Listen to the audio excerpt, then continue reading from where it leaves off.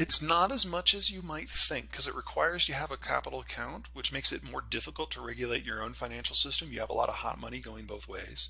But it does mean that there is a stability injected into your system, and that stability allows you a lot more ballast. So a great example is what happened during the Nixon period when we decided to go off the gold standard. There weren't conversations about that internationally. The Nixon administration just decided almost overnight that we're going to move off and go to a full float. And in the words of the Treasury Secretary of the time, it's our currency, it's your problem, because the alternative for everyone else was worse, still is today. I mean, leaving aside the idea that the dollar is going away is silly. Let's say the dollar did break as the reserve currency overnight. Let's just say that happened. Then we're a normal currency. And we're still the currency for the U.S. domestic economy. And roughly 90% of the U.S. economy is held within the United States, and another 5% is held within Mexico and Canada. So you only really have 5% exposure to the wider world.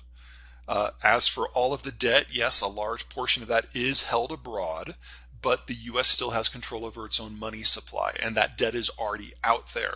And every once in a while, there's this delightful conversation between some wackadoo Chinese ideologue and the U.S. Fed in St. Louis, where the wackadoo ideologue says, if we really want to stick to the United States, we're just going to dump all $3 trillion of our bond holdings overnight. And you always get this same snarky response from the St. Louis Fed that says something like, well, that would be really interesting because the debt would probably trade at 30 cents on the dollar very, very quickly. But I don't know if you knew this, China, but the U.S. Federal Reserve controls the U.S. money supply. And it's mostly digital now. So we would just click a couple buttons and expand the money supply by the exact number of that 3 trillion discounted 70% and retire the whole thing. You would save us over $2 trillion in an hour, and you would be out over $2 trillion in an hour. That would be brilliant. Please do that. And then we never hear from that ideologue again because he's brought shame to China for being so stupid. So no, even in the worst case scenario where Martian currency takes over, the U.S. is still a normal currency for U.S. purposes. Now, there is a cost in that scenario. That would probably force our political leaders to be a little bit more judicious with their spending in the long run, because we wouldn't be able to just dump our debt on everyone else's system. That's probably the real superpower. It allows us to not be fiscally responsible. But beyond that, which I would argue it gives us the ability to inject ourselves into any economic exchange. And I don't mean to minimize how useful that can be. That's one of the reasons why the sanctions on Iran have been so effective, and even relatively light sanctions in comparison on Russia have been effective. Because if Brazil and China are going to do a traditional exchange, the Chinese exchange yuan for dollars, and then the dollars are exchanged for reals, or going back the other direction. And that allows the United States to interrupt any exchange, should it choose so. Now, the Fed is not staffed to monitor global monetary exchanges, so we don't do that unless there's a specific sanctions regime in place. But we have the option. And in a world of demographic decline and geopolitical upheaval, options are good. Crypto, it really depends on which crypto asset, but let's just use Bitcoin because most people are familiar with that one. It's a little bit more sophisticated. They print currency out of thin air, and then they get someone to buy it from them. There's a second step there that's basically a pyramid scheme. And I know we didn't talk about this here during the discussion, but it feels like there was a whole period of time where people were saying that those digital currencies were going to be the ones that superseded the U.S. dollar for that exact reason, because they're like, well, the U.S. just prints money. Why can't we just print money?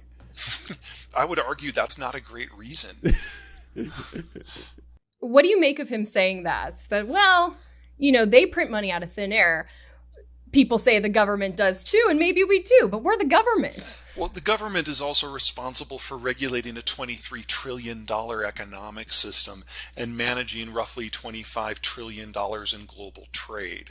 So the scale and the reach and the active management that is required to do that also requires a monetary authority that can expand and shrink the monetary supply as is necessary.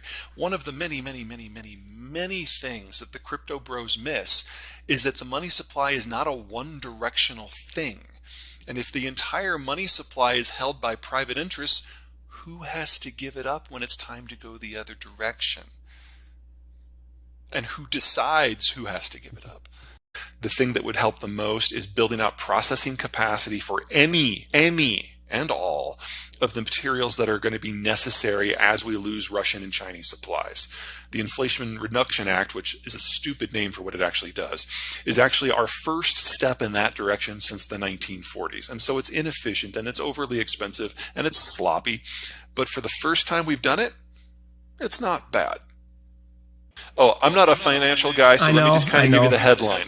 Yeah. We're entering a world of capital shortage. The baby boomers are retiring globally. They're taking all their money with them. The next generation down, no matter where you are, no matter what country you're in, is smaller. So if capital is more expensive, it is going to be able to demand higher returns. So if you can hold on through this transition, we're going to go back to a world like we had in the 1980s, where your financial planner actually had to do work. Couldn't just throw money at these artificial, maybe AI-generated trading platforms or do high-frequency trading. It's going to be about the value. And honestly, I think we're about better set up for that even today. So if you do have capital, all you have to do is wait a couple of years and the market will take care of you. Well, all of those would be shocking events that I had not forecast. I don't think any of those are very likely. I'm trying to come up with something that might actually has a slight chance of actually happening. I could see France leaving the European Union. Wow. Okay. We'll talk again. So for them, it was always a political project, not an economic one. And clearly it's now starting to cause some economic pain. I like to figure out how things work, why things work, and where that takes us. And I like to do it while I'm backpacking. So I need to get to a place where the world can't reach me. I spend at least 2 weeks backpacking every summer. I'm going to try to make that 6 this summer. Tour?